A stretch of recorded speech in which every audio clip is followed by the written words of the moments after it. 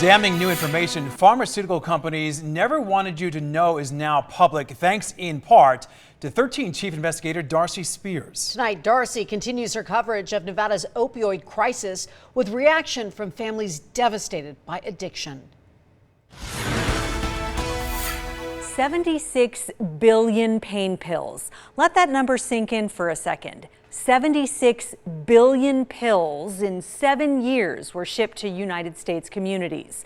Earlier this week, I revealed how recently unsealed court records and lawsuits against Big Pharma shed light on the mindset of those who put profit over patients, while those patients spiraled into addiction and often death. Pharmacy buyers and suppliers joking about the growing opioid epidemic. It's just outrageous that these companies have been allowed to keep this information secret from the public.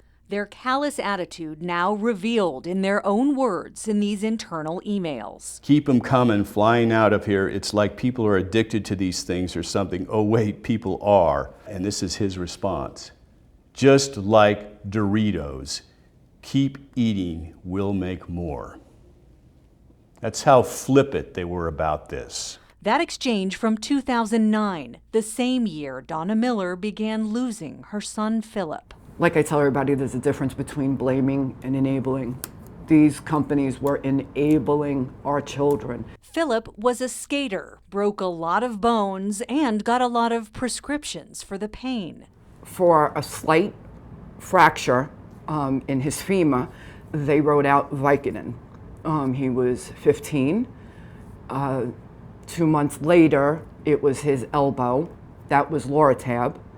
And then I remember Percocets constantly in my house. Oxycodone was constantly in my house. Donna questioned her son's doctors. Don't you think that's a lot of drugs for somebody his age? And I was always told, he'll be fine. He'll be fine. But Philip would not be fine. We received a phone call at 6:28 a.m. I was told he was found unresponsive. Dead by overdose on November 6th, 2017. The tragic end of Donna's 10-year battle to get help for Philip. Did my son turn to street drugs because of his opioid addiction that his doctors created? Absolutely. He went to the streets to look for stronger drugs or something compatible to that. While thousands of families like Donna's paid the ultimate price, Personally to me, this is outrageous. Attorney Robert Eglett says in reality, everyone pays.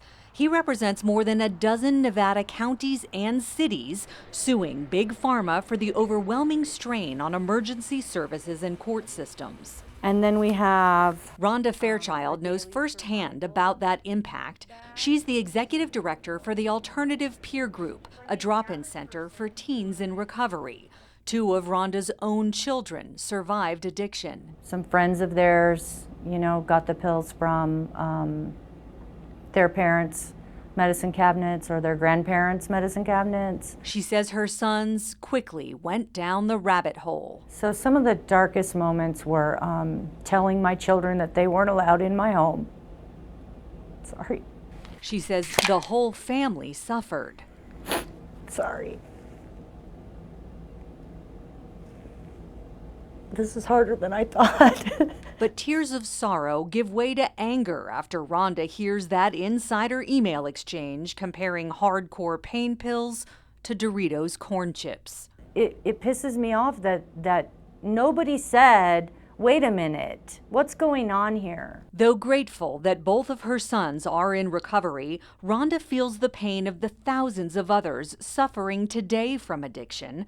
Staggering numbers unsealed from a DEA database show between 2006 and 2012, more than 1.6 billion pain pills were shipped to Nevada. Staggering numbers that reveal a motive in the mind of a mother who lost her son. Tell me this wasn't a profit. They knew what they were doing.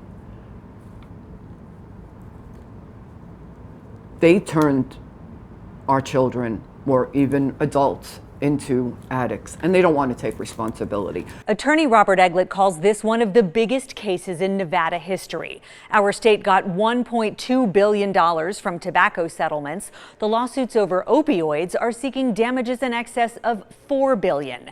If there's someone in your family suffering from addiction, we have contact information on our website for Alternative Peer Group where you can get some help. And we have a statement from a trade group representing pharmaceutical distributors. We also have a link to an interactive database where you can see all the detailed data for yourself. Darcy Spears, 13 Investigates. And so where did the billions of pills go? Darcy has a full breakdown. Just go to KTNV.com. Yeah, certainly excellent reporting by Darcy and her entire team. It's a big issue, that's for sure.